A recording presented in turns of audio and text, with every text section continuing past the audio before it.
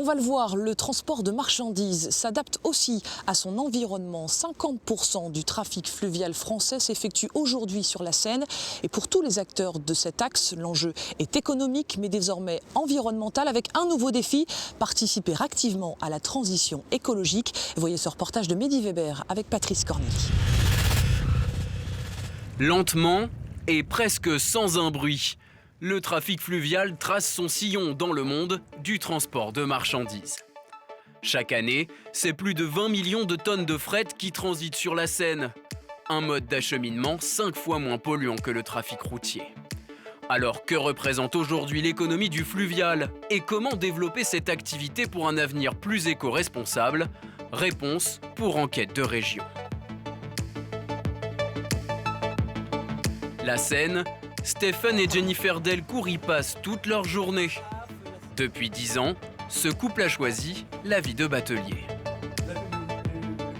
On transporte actuellement 2000 tonnes environ de sable et gravier qui serviront à approvisionner une centrale à béton dans la région parisienne, dans le Val d'Oise. Un trajet de 200 km, soit une vingtaine d'heures de navigation. Ce bateau, l'Ipanema, les Delcourt en sont propriétaires et comme de nombreux bateliers sur la Seine, ils ont le statut de transporteur indépendant. Mais dans ce secteur, pas toujours facile de mener sa barque, car pour Stéphane Delcourt, la France est en retard notamment sur ses voisins belges et néerlandais. Ce qu'on peut vraiment développer nous en France, c'est vraiment nos infrastructures. On a le plus grand réseau fluvial européen et il est quand même sous-exploité, sous-entretenu. On pourrait vraiment entretenir ça nettement mieux pour favoriser le transport fluvial dans l'ensemble des transports de marchandises en France, aussi bien dans le réseau petit gabarit que le grand gabarit, où on a des infrastructures qui sont vieillissantes, mal entretenues. Et il y aurait vraiment une politique de l'État liée à développer tout ce mode de transport, on pourrait doubler le transport fluvial sans aucun problème, que les rivières pourraient l'accepter sans problème. Des infrastructures plus modernes. Le gestionnaire du réseau fluvial y travaille justement ici, sur l'écluse de Méricourt, à la frontière entre la Normandie et l'Île-de-France. Construit dans les années 1960, cet ouvrage a besoin d'une rénovation pour assurer son bon fonctionnement. Il y a tout d'abord une équipe de foreurs, donc on peut voir de part et d'autre des foreuses rouges qui vont faire des forages dans les creux de pales planches. Les pales planches, c'est cette pièce métallique. C'est celles qui permettent de faire l'étanchéité entre l'eau et les terres. On appelle ça un bas-joyer. Donc il y a plusieurs pièces de pales planches qui sont foncées et ancrées dans la craie.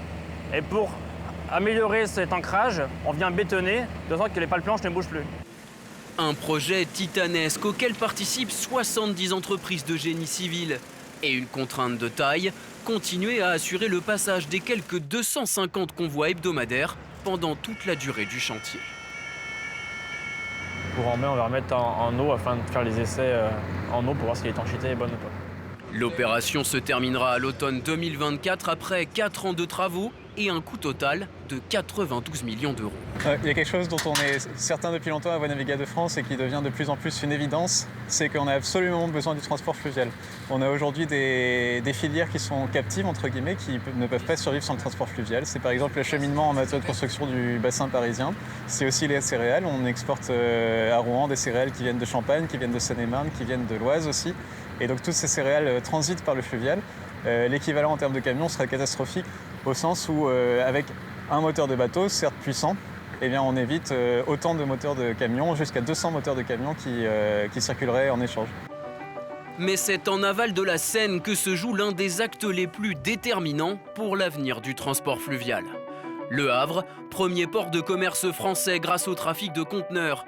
Problème, aujourd'hui les péniches n'ont pas d'accès direct à Port-de-Mille. Mais un projet devrait changer la donne. La chatière, qui permettra bientôt de relier la Seine au quai de chargement sans passer par la mer. Une proposition qui fait l'objet d'une houleuse contestation, notamment chez les militants écologistes. On est 100% pour le fluvial. Mais à ce prix-là, non. Dans une zone où il y a de la pêche, avant que le poisson devienne gros et soit pêché en Manche, il faut bien qu'il naisse quelque part et qu'il grandisse quelque part. Et donc c'est justement, déjà avec la construction de Port-de-Mille qu'on a bien attaqué tout ce qui était frayère, nourricerie, et ça va continuer avec ce projet-là. On est là vraiment dans l'endroit le plus important au niveau national, voire européen pour le Var ou la Saône. Et donc, il n'y a pas de raison de détruire ces nourriceries et ces frayères. Voilà. Retour sur l'Ipanema, au gré des paysages qu'offrent les bords de Seine. Un écosystème à préserver en limitant l'impact des activités humaines. Pour le transport fluvial, l'enjeu est aujourd'hui de réduire les émissions de CO2 et de particules fines, alors que la majorité des motorisations fonctionnent encore au diesel. Juste derrière nous, on a le Zulu 6. C'est un bateau de distribution urbaine, donc une unité fluviale qui va être équipée à hydrogène. Dans les entrailles de cette péniche encore en chantier, l'avenir de la décarbonation. Avec une motorisation 100% électrique, sans rejet de gaz polluant. On a les 2 centrales électriques qui vont faire le traitement du signal qui se trouve ici.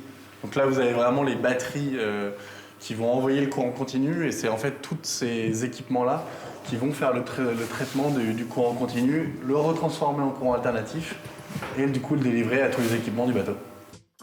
Un courant électrique créé par cette machine, la pile à combustible, qui reste pour l'heure à l'atelier. Avant d'être installée à bord, elle doit obtenir un agrément de l'Union européenne. Très innovante, la technologie hydrogène ne dispose aujourd'hui d'aucun cadre légal. Pour remédier à cela, l'armateur doit donc proposer une conception irréprochable.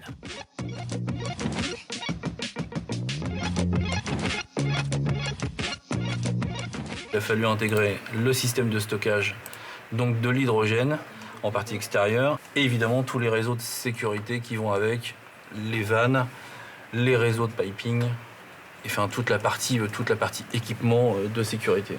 C'est une fierté, ça va être une première mondiale au niveau fluvial, donc avec une capacité d'hydrogène comme on va installer à bord. Donc oui, effectivement, c'est quand même valorisant, et c'est pas simple, mais c'est un enjeu, et franchement, ça fait plaisir.